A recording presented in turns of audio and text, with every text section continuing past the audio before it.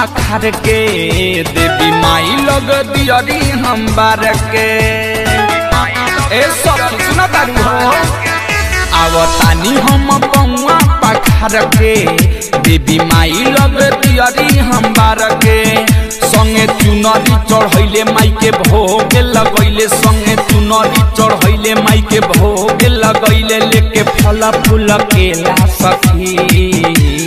मेला में भेटैले उ अकेला सखी दिल लेके भागल न बेला सखी मेला में भेटैले उ अकेला सखी दिल लेके भागल न बेला सखी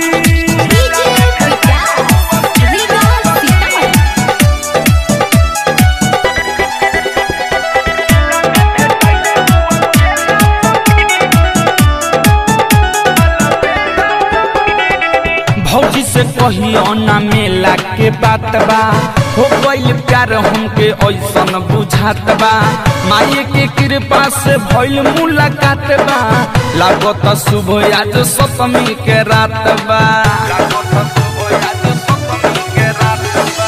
भौजी से कहियो ना मेला के बात बा हो गइल प्यार हमके ऐसन बुझात बा माई के कृपा से भइल मुलाकात बा लागत शुभ आज सप्तमी के रात बा माई के दर्शन करैले संगे मेला घुमैले माई के दर्शन करैले संगे मेला घुमैले उ देखैले खूबे खेला सखी मेला में भेटैले उ अकेला सखी दिल लेके भागल न बेला सखी मेला में भेटैले उ अकेला सखी दिल लेके भागल न बेला सखी